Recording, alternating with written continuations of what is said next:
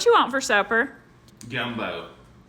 TikTok's back. Let's make a gumbo. Y'all come on. First things first, let's get started on this roux. I've got 1 cup of vegetable oil. I let this get a little bit hot. Now I'm just gonna add 1 cup of flour. Just gonna mix this all in really good. Make sure to get all the clumps out. We're just gonna sit here and stir until our hand falls off. And make sure it doesn't burn. We're just gonna try to get it to a dark chocolate color. So if this is like your first time ever making a roux, you are allowed to change the temperature, the heat temperature on your little stove. If you're getting nervous, turn it down and go slower, you know? Usually I cook my roux in the same pot as my gumbo, but I've been seeing all my friends cook it on the side and then just like add it in, so I'm trying that today. Yes, it will smell like burnt flour while you're doing it. It's not gonna smell the best. It's also not gonna taste good. Like if you think that you just wanna taste it to see how it's tasting, don't do that, please. When your roux is messed up and you have accidentally burned it, it'll get like little black specks in there. That's when you know that you need to toss it and try again. But if you just keep stirring and keep a good eye on it and not let it burn, you'll be fine. Don't freak out. I'm gonna show y'all the stages of the colors of roux. So this is like, probably like the second stage. We'll keep stirring. Just got my heat setting between medium to low while I do this. See how it's getting a little darker. We're gonna keep going. You can see it's gotten a little bit darker. Keep going. This is where I'm stopping. I could go a little darker, but I'm gonna set it off to the side with the lid on it and it will continue to get dark. And by off to the side, I mean no fire underneath it. Now I've got my most favorite stock pot ever.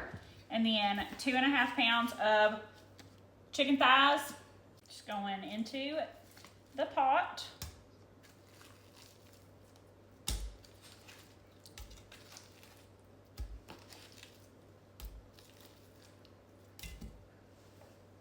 Got my chicken covered with water. It's about that much over it so that we'll have plenty of broth. I added some chicken bouillon to it. We're just gonna lid on.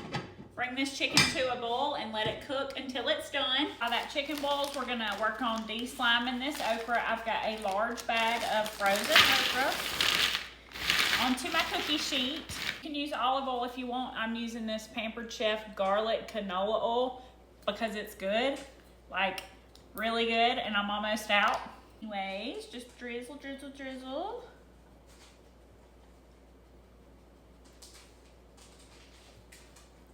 Take your not see-through phalange fingers, mix it all in, make sure that oil coats every little piece. This is going into a 350-degree oven and you stir it probably every 15 to 20 minutes. Stir and just make sure that it doesn't stick, doesn't burn, and that all the slime is actively coming out. Chicken's done, so I've just got it moved to the side. Now I'm gonna go in with some of Mr. Rusty's Trinity.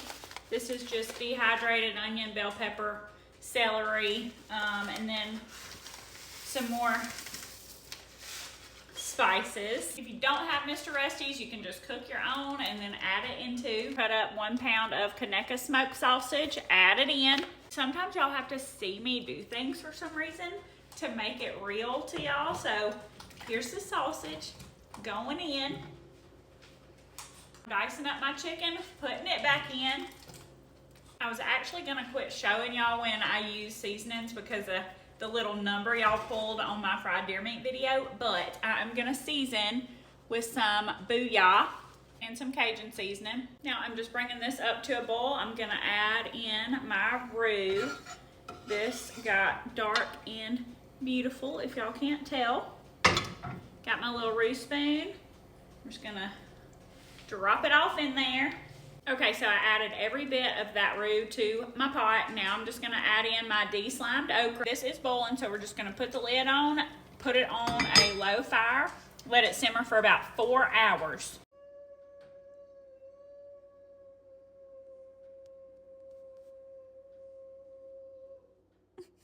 I ain't ready.